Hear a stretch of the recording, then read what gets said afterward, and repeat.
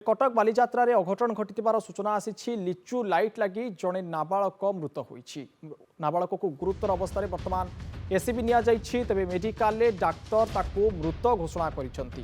तबे मृतक जनक हेउचंती युक्त 2 छात्र से सांग मानक सह बालीजात्रा बुलिबाकू आसीथिले। तबे बालीजात्रा बुलुतवा समय घटी जाइछि एभली अभावनीय घटना। डिवाइडर पार होई जिबा बेले करेंट लगी से मृत्युवरण करचंती। कटक बालीजात्रा रे एभली एक अभावनीय घटना घटी जाइछि। लिचु लाइट लगी जड़े नाबालकंकर मृत्यु होइतिबा सूचना आसुछि। तबे ए संपर्क में अधिक सूचना देबा पई आम सहित सीधा सड़क फोन लाइन में जोड़ी होउछंती आम कटक रिपोर्टर दीपेश।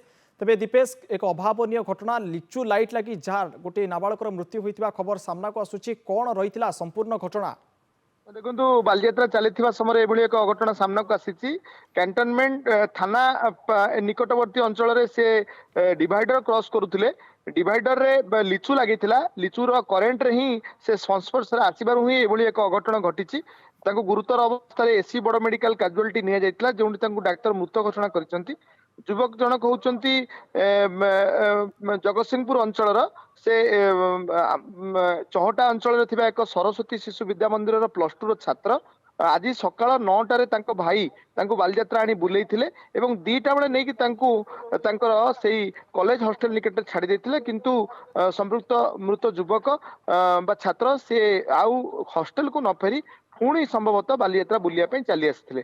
बालीजात्रा बुलुवा समय से डिवाइडर को क्रॉस कला बेले अर्थात जो रास्तार मझे जो डिवाइडर टी लगी डिवाइडर को डेई से रास्तार आरपटू जावाई चेष्टा करुवा बेले लिचु लाइट संस्पर्श आसी लिचु लाइटर करेन्ट संस्पर्श आसी अकाल वियोग होती। ना हूँ विश्व महंत जहाँ बर्तमान सामना को आसूची। मृत शरीर को बर्तमान एसी बड़ मेडिकल रखा जाइए।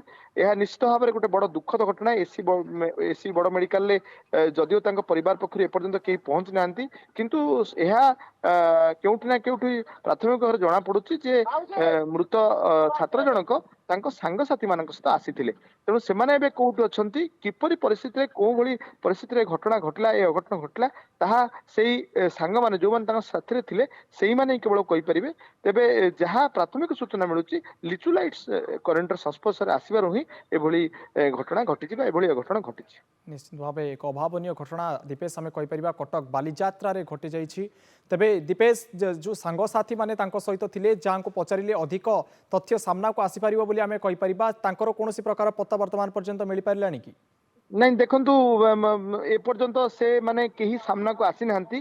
तांको सहित केवल तांकर सेही कॉलेज अर्थात सेही सरस्वती शिशु विद्या मंदिर +2 तांकर सहपाठी माने थिले ना तांकर आउ क्यों सांगसाथी थिले ताहा भी एपर्यंत स्पष्ट होई पार नै। किंतु यह प्राथमिक भाव में जना पड़ुछि जे से सांगसाथी मानक सहित आसीथिले, सांगसाथी मानक तांकर सहित थिले।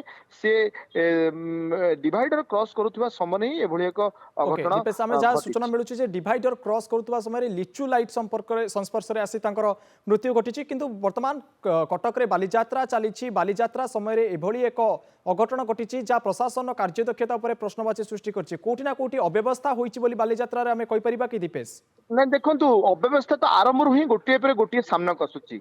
प्रथम दिन आप देखिथिले मुख्यमंत्री जो कारगेट रे से आसुथिले इलेक्ट्रोनिक व्हीकल से व्हीकल अधिक अधिक अतिथि बसबारु विरक्ति प्रकाश करी से ओल्लै पड़थिले। द्वितीय थर आमे गतकाली देखिले सांस्कृतिक कार्यक्रम को हठात समय निर्घंट देई बंद कर दिया गला एवं कलाकार फेरी गले।